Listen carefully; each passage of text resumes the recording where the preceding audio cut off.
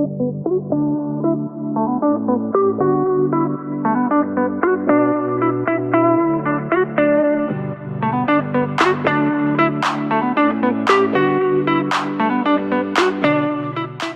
there, where are you calling from? You're based in New York, right?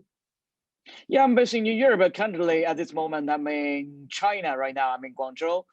Huh. So, since I'm not using my laptop, not using my computer, I'm just using my phone, not going to share with, any presentations today. So I'm just going to go ahead and start. And then I might, go and ask you some questions so we can interact. Is that okay for you?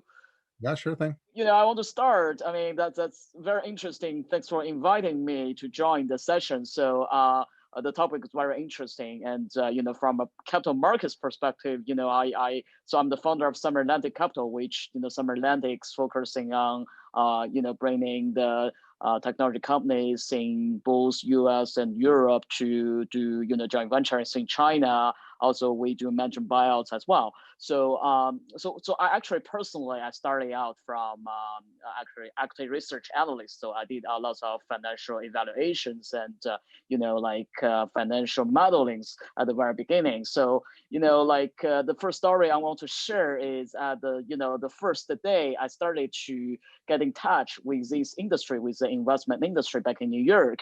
My portfolio manager asked me a question, which actually, it still make lots of sense for me today. I still remember it, throughout the past 10 years.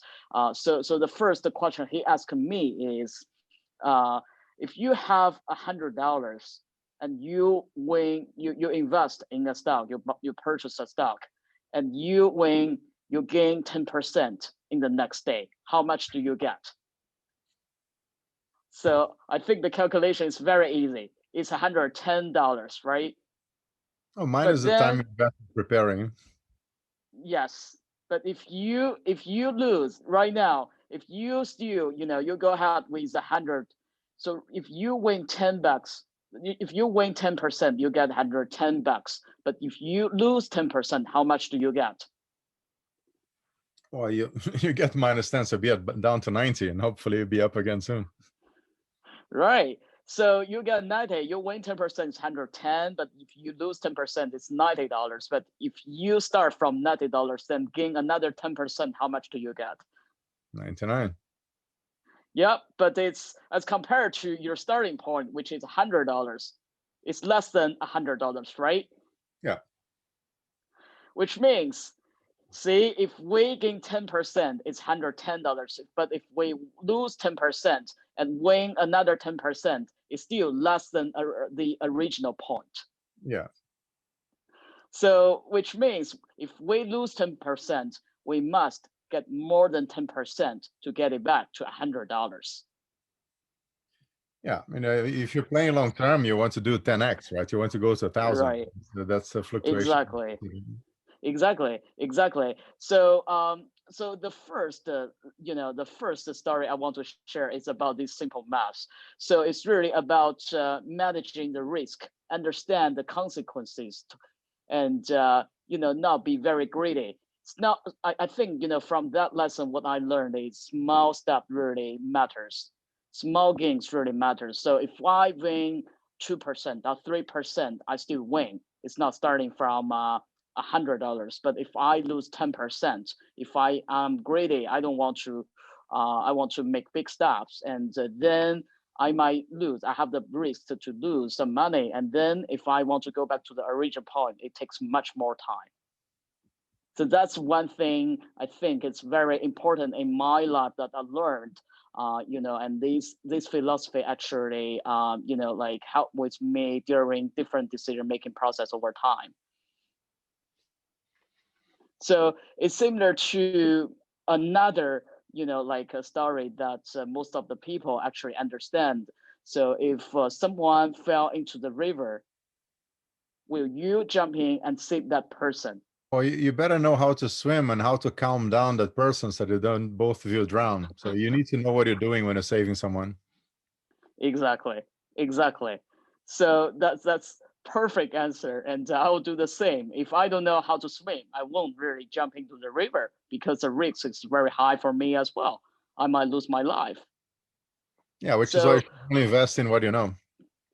exactly. So I think the bottom line in the stock market, in the capital markets, is never investing more than you are comfortable losing with. At the same time, you need to understand the risk, and small step also matters during the road. So the second question I'm going to ask you is, there are lots of noises in the market. So, right now we get lots of information sources. We get access to the information through internet, through phone, through the news, through the media companies. So the question is, will you follow what other people are saying? Will you just follow the trend? Or you stick with your own thinking, even if your own, thinking is different from what the market is saying, Well, you from only what, make market. the news is saying. You only really make money when you're betting against the market, right? So it just needs to understand how much you want to bet and then, for how long. Mm-hmm. Mm-hmm. So,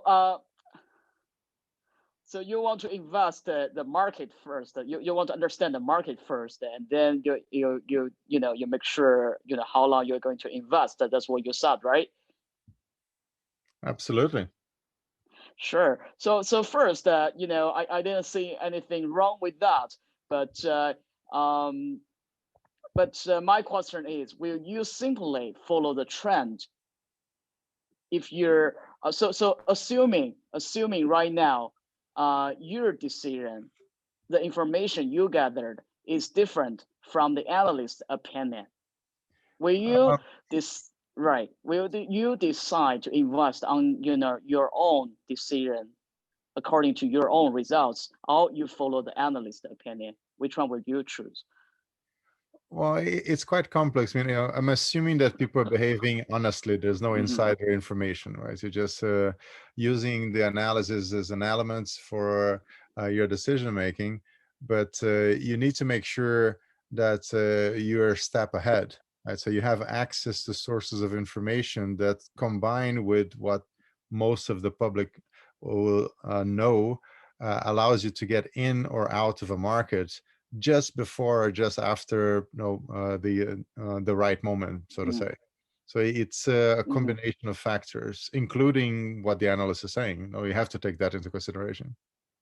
I like your approach, but so let's break down into details a little bit. So first, if we decide, so let's analyze that a little bit. So if we decide to follow the trend without, there might be less obstacles at the very beginning and challenges from outside. If you are actually working in a team and your team members might say, okay, you get the evidence to do that, you get the proof to do that, because there are big analysts saying things like that. So you can go ahead and do things like that, but there may be less obstacles and challenges at the beginning. But the thing is, you didn't really think it through, and you won't gain a much experience based on that. But if you stick with your own, with your like what you said, your thinking and your evaluation based on all those information you gathered from the market, as well as the analyst opinion is one part of the evaluation process as well, of course, as well as your own evaluation. Well, your results might be, so the decision you were making might be against the trend, and at the very beginning, you might encounter more obstacles, and you don't really know if you're going to be right or wrong until the result is going to come, right?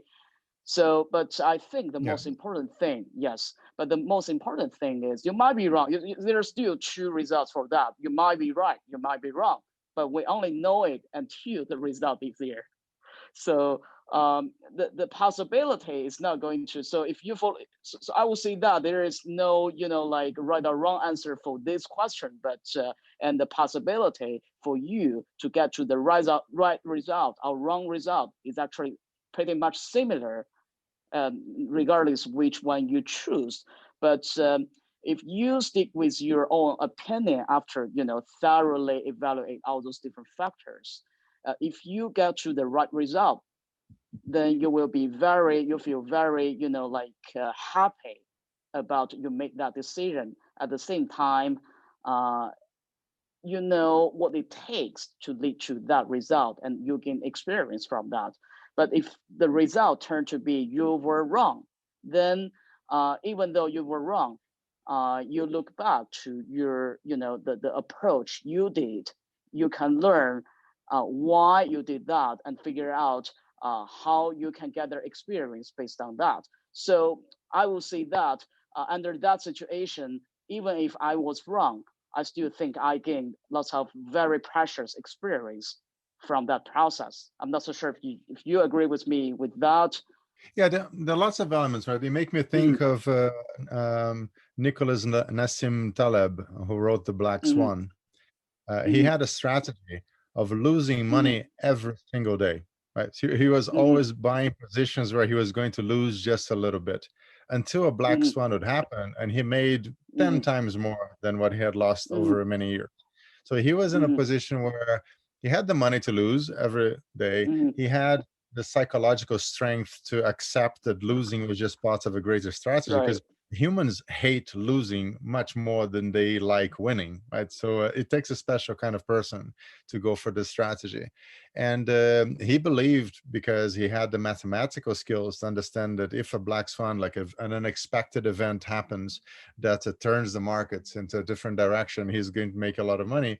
And most other people did not have that level of confidence. They did not have his brilliance and skill and experience, having worked as a trader for so long. So Mm-hmm, you have another comparison. So he's a unique individual. So he had a very unique strategy that worked really well for him, not only to make a lot of money, but also to write wonderful books. And I've read every single one of them. The other thing to consider is that regulation plays a huge weight on all of those considerations.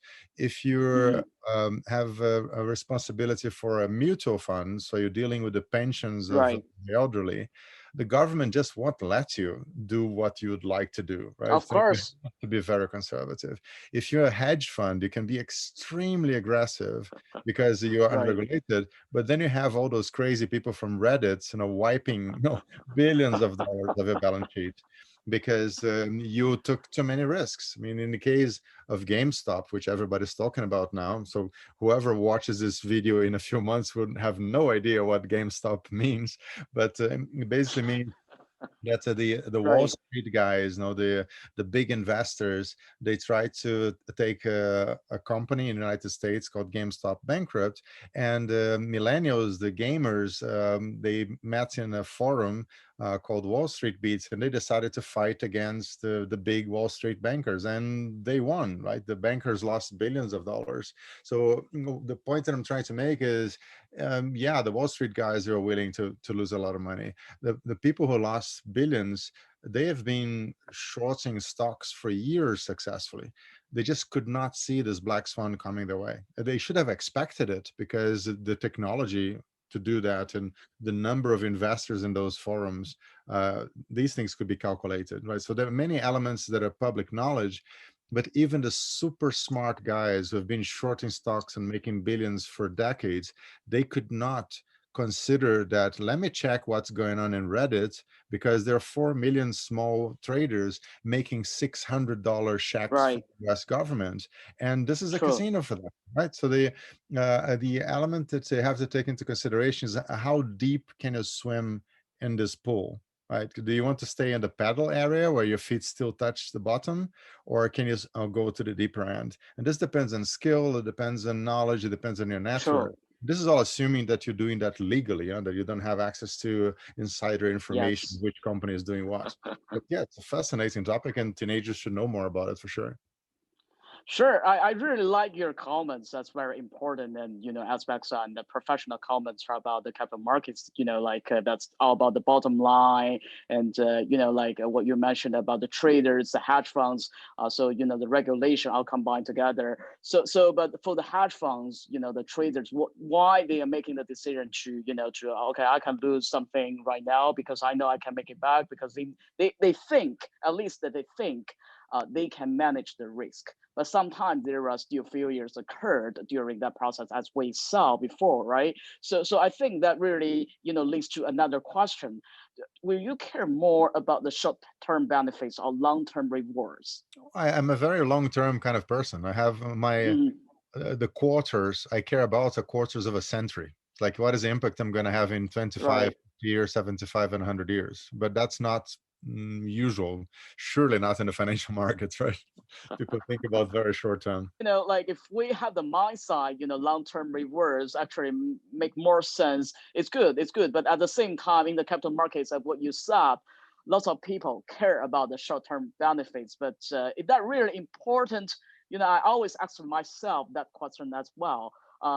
Personally, I'm a long-term investor and I'm long-term focuser, but I'm long-term focused towards all of my decision-making process. But I always ask myself, and my make mistakes in the short term, like investment before. So I always ask myself a question: is short term benefits really important for you? And under what situations will you go and choose the short term benefits rather than the long term rewards?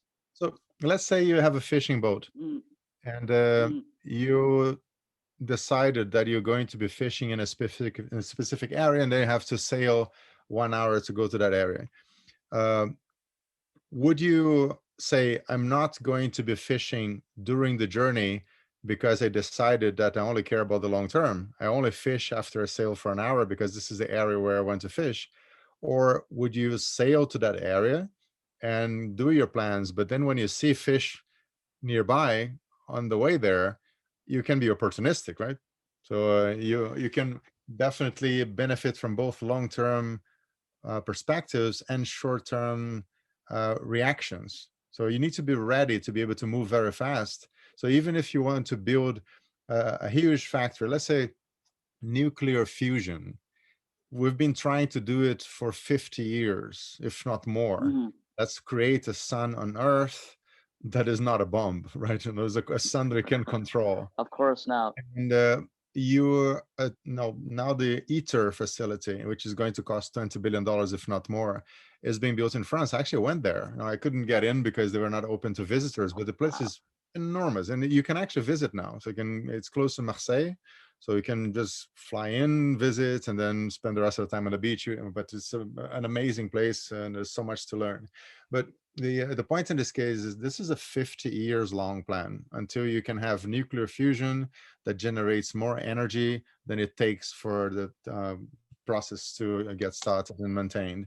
But all the technologies that you're learning while you're building the world's biggest tokamak reactor, you can start spinning off companies, right? Say, hey, this is a Right. tiny part of the technology, and it's super helpful for solar panels. So let's get this technology immediately and do the transfer to people who have a commercial problem right now, and they can benefit from that approach. So the fact that you have this really long-term plan of building the world's biggest nuclear fusion Mm, reactor mm. should be coupled with the ability to recognize short-term gains. And this is, for me, the best combination.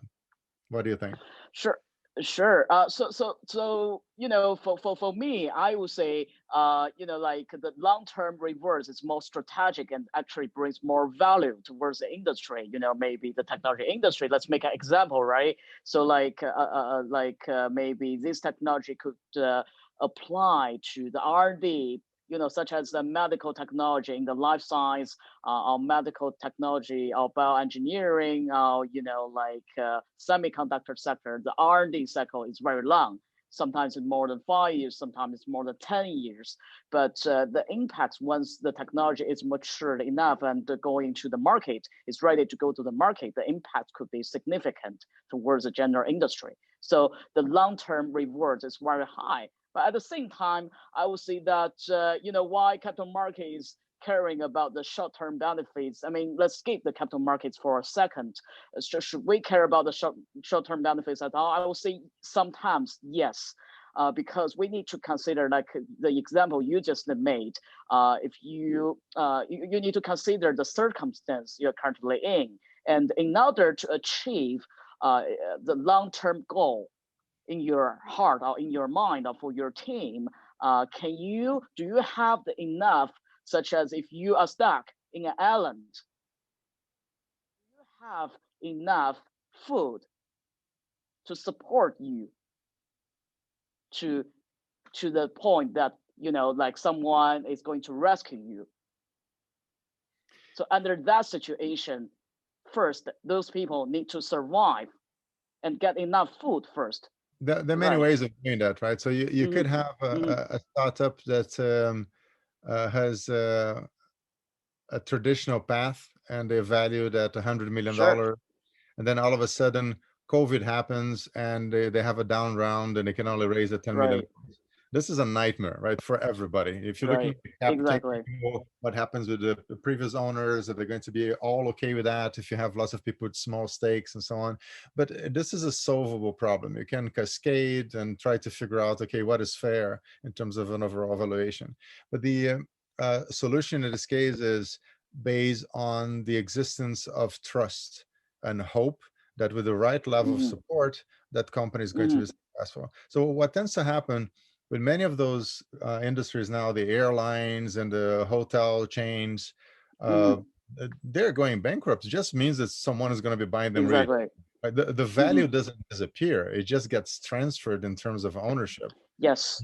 Lots of Yes. people deal with distressed assets, and that's what they do for a living. So too bad for the person who came up with the idea. Like Tesla was not Elon Musk's idea. He basically grabbed it and ran with it and made it so much bigger. Is that good or Right. bad? I don't know. It's good for him. It's good for shareholders. Is that good for the people who invented the whole concept? Probably not. They didn't get a fair share, based on the amount of time and effort they put in there and the risk that they took. But that's how markets operate, right? They had to accept that these are the rules of the game. Exactly, exactly. So I think yes, that's all the how the market is reacting towards all the consequences, and the wealth or the value of the assets never disappeared. Actually, it transferred to other people, and what we can do is to preserve,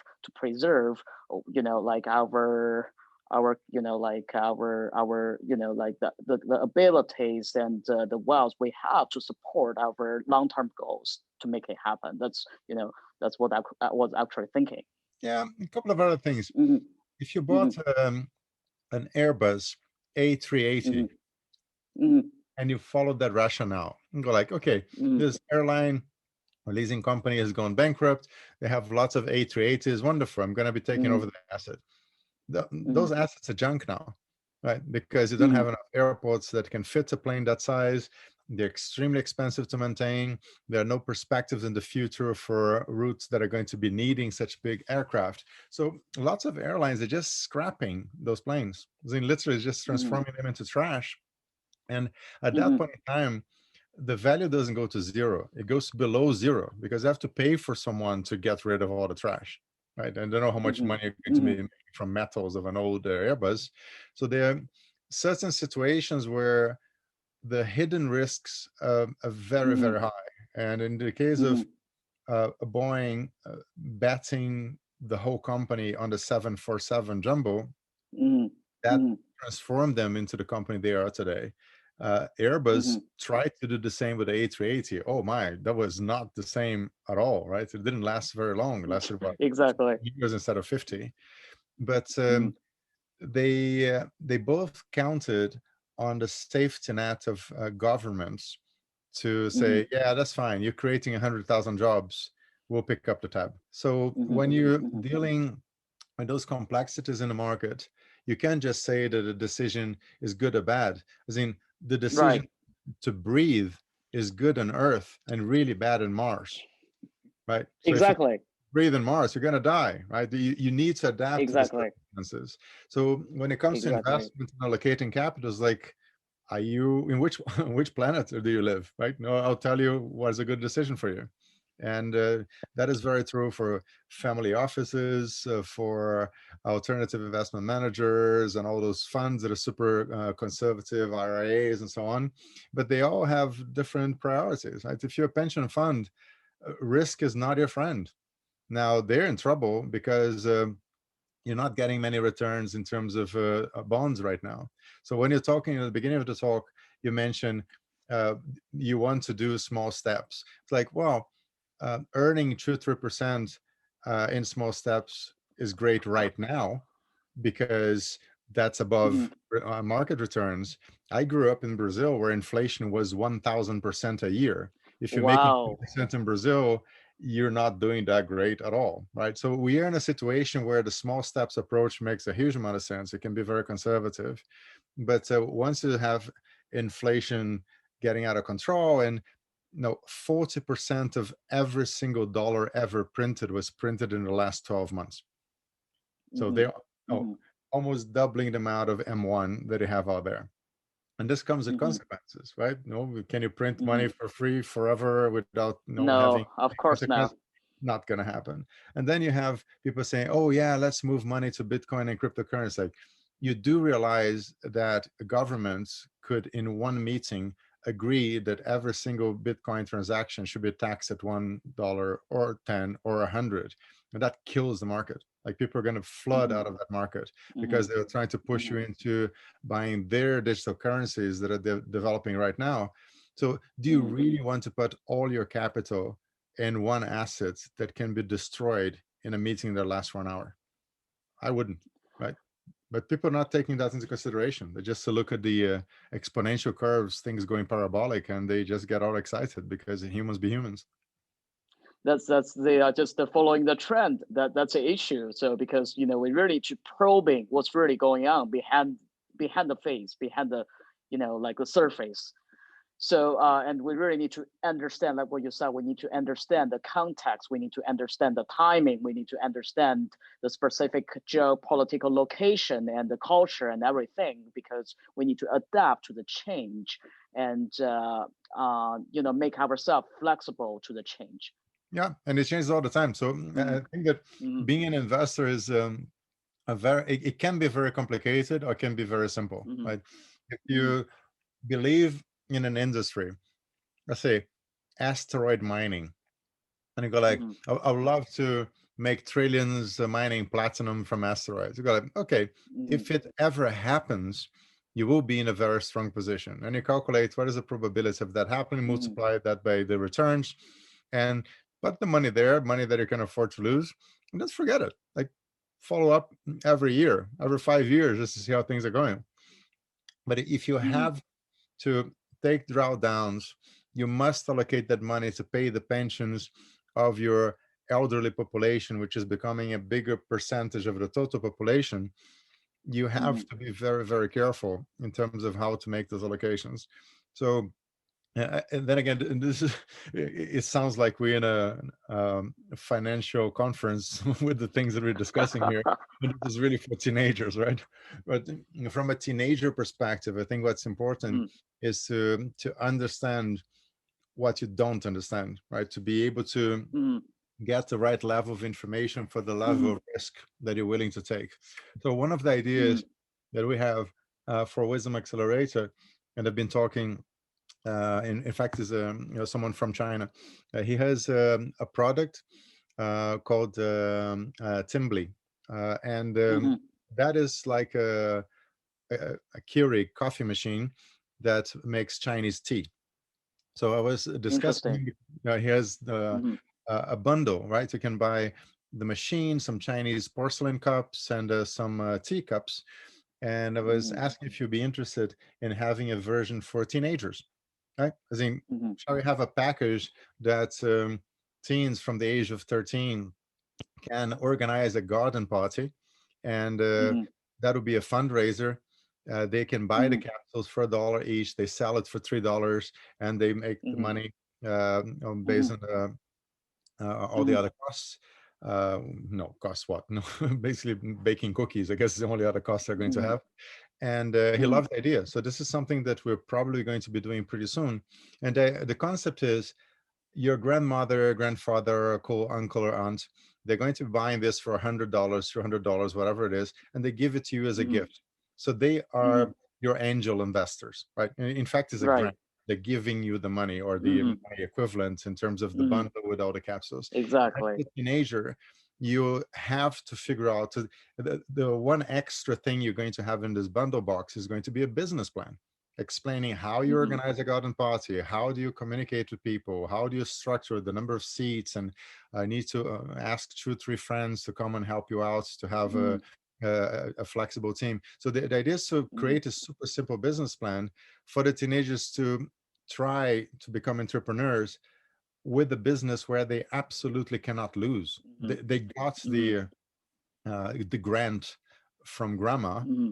in the shape of $150 of tea equipment, and they can try to Mm-hmm. figure out, the value of their time, the value of the effort. Should they scale the operations? What is the size of the local markets? Should they be doing that in many schools and use that as a fundraiser to Mm-hmm. help street dogs or whatever they care about? So Mm-hmm. we discussed the markets as a pretty high level. I mean, I'm no expert. You Mm-hmm. I'm better Mm-hmm. equipped, so to say, with information to have this kind of discussions. But from the perspective of a teenager, I think the most important thing is that they have to try Mm-hmm. themselves. So we should really try to simplify Yes. the access to this knowledge. And I would love to hear your opinion about that, how we can do it. Sure. First, I think they should embrace the idea of practice on your own, so they can learn from it, and at the same time, they should accept, sometimes they can win, sometimes they might lose, they might encounter failure, or they might need to choose to give up something, and they might be comfortable with that. I think it's a good idea to actually practice themselves, because when you practice yourself, you will gain very hands-on experience, even if you encounter failure. Sometimes the failure is the most important thing in your life, so you can learn what to avoid in the future, and what can Mm. do and what cannot do. Yeah, and Hmm. back to the idea of doing the garden parties with this Hmm. Chinese tea product. If they fail, right? If That's they good. organize a Right. garden party Hmm. and no one shows Hmm. up, the worst thing that Hmm. could happen is that it'll be offloading those assets on eBay, selling that tea machine for $50, right? So the Right. the seed investment of 150 became a Hmm. loss of 100, but Hmm. to grandma, not to them. So Hmm. they're not going to get traumatized of failing in their first business. It's going to be Hmm. okay. I had a Right. shot. I made a mistake. Let me try again, or no, Hmm. let me just give it to a friend, or just sell it out, or I give it to their mother so they have a tea machine that they can use at home, right? So I'm looking for ideas of what teenagers could do to learn basic business I skills see. that are so simple that everybody can understand and can really lead them into developing more complex ideas. So any ideas you may have would be welcome. So like for teenagers age from, like maybe from 13 to 17, I think it's actually good for them to prepare like a small organization or a company as well, to mock a business organization, such as, like what you said, a tea or maybe a coffee company, and they sell the coffee, or just sell some consumer products, and then it's a good idea for them to to sell the products online, because of the current COVID situation. I think it's a good idea for them to sell their products online, and if they feel like what you said, they have liabilities, and but the liabilities things, is their grants, the grants that their grandmother give to them. They don't have any actual liabilities themselves. It's actually the liabilities from the shareholder, from the corporate. But then they will learn next time, if they want to get the grants from their mother again, their grandmother again, their grandmother might be very suspicious about giving them the grants again, and they need to explain their business logic much better than the last time. So which means reputation is very important in any business. Yeah, they may have to find a new Mhm. grandmother on Crunchbase or AngelList. Exactly. But the issue is, even if they might not be able to find another grandmother from reality, but they might be able to talk to, hey, I cannot really talk to my grandmother, maybe I can talk to my grandfather, or maybe I can talk to my uncle, right? But the real issue is, the circle is very small, the shareholder circle is very small, so their uncle or grandfather knows their grandmother. They might ask for their opinion, hey, can you give me some feedback? You used to give these kids some grants. How was the outcome? How was the result? So they might ask for reference from Yeah, their grandmother. but maybe that's also fine. Mhm, Maybe they're going to say, wow, I learned so much. And now I am not going to be doing this alone. The next time I'll try doing that with my best friend, right? And then maybe the grandmother is mhm, going to say, here's some more seed capital for you to try again with the right infrastructure. Right. So it could be exactly the opposite. Like you actually attract more support because the $100 she had to pay for the lessons to be learned, they happen mhm, to be a bargain. No, if you went to business mhm. school, you'd be paying $50,000 a year to learn some of those skills, Which right? is true. Which $100 is is cheap true. for the knowledge. Which is exactly true. Which is exactly the reality. Sometimes it could be a good thing. So sometimes the failure could be a good thing to happen. Yeah, and one of Mhm, the activities we're planning for that was, I think that I mentioned a few times. There's a Japanese art style, kintsugi, which is basically you get pottery that mhm, is broken. Like, have a pot, it fell, cracked. And what they do is that they have glue. These mhm, days is epoxy, but it used to be whichever glue they had back in the days in Japan.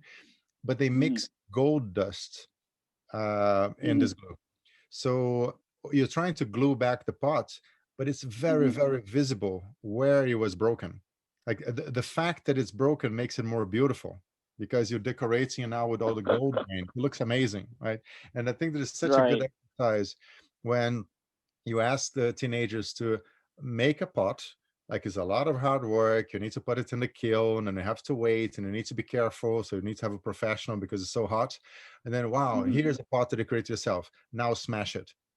As in, learn mhm, to cope with loss, and then learn that mhm, you can glue it all together and make it even more beautiful because mhm. those gold veins are your personality, right? These are the scars you have that life has given you that make you stronger. And I And was a very lazy teenager. My life was too easy, right? It took me a very long time to learn many of those lessons. And I just want to make sure that at least I have a chance to, go through this kintsugi experience of investing into making the pots, losing the pots, and then gaining again in an even mhm, better format. But I think it made it even more powerful is allowing them to create new business models that will right. give them 80% of the skills that they need for the rest of their life. Like the 20% is going to depend on the industry and what they're doing, but the basics, they remain the same.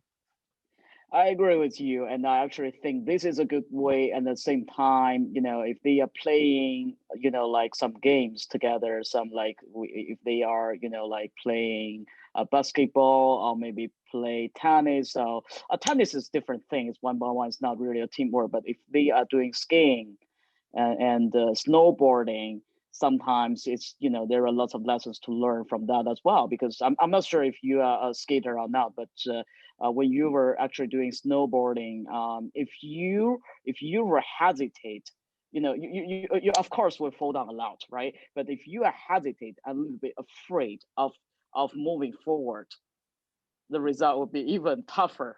Yeah, that's You true. will fall even harder. Yeah, I like Mhm, snowboarding off piste, and I'm almost mhm. killed myself on a number of occasions. Do not recommend it to anyone. But yeah, you're right. Like the Right. snowboarding is actually easier Mhm, in a mhm, steeper slope because if you mhm. fall, it's easier to get back up. Yes, If you're trying to do that exactly, with the baby slope, is really hard to stand up again. But exactly. then you kind of discover some muscles in your body that you didn't realize you even had the day after. They're all going to be very painful, and Exactly. you develop your own personal technique to cope Mhm, with that kind of stress, and eventually mhm, you kind of get to that point. So mhm, we'll keep on doing those things to try to propose ideas for teenagers and facilitating, of course. Now, if you tell them, if you go to this link, mhm, you can buy this bundle for basically the same price you cost to buy the separate mhm, materials, right? Or slightly cheaper. mhm, So it's not for the money, mhm, it's to allow mhm. them to have, or the grandparents or the parents to gift that experience. Right. I think is something that is for them. And I'm really trying to identify all the things that teenagers can do. And of course, if some contracts have to be signed, is the mother or the father who'll be signing, right? So it's not Mhm, like we're suggesting that they do anything illegal, mhm. but they need to Of start course now. understanding Mhm, how it works. mhm, And another idea we're discussing with the speaker today, because he does contract manufacturing. So if you come Mm-hmm. up with something like no, a better mousetrap, he's going to get it made Mm-hmm. in China, and he's going to Mm-hmm. be the most efficient and the cheapest price and everything else. So I was suggesting to him that maybe we could have a product line for teenagers that are Mm-hmm. super simple business Oh, plans. I And see. I I I, see. I gave an example of something I saw recently. It's Mm-hmm. basically some smart person, don't know if it's a guy or a girl, and they'll send you a medal if you tell them that you have achieved a physical accomplishment, such as running 50 kilometers or 50 miles. So Mm-hmm. usually you join. I mean, I've run a marathon between Nice and Cannes, and I got the T-shirt and I got the medal. Great. Mm-hmm. But Mm-hmm. during COVID times, good luck with that. Like those sports are suspended or canceled for sure, Mm-hmm. most.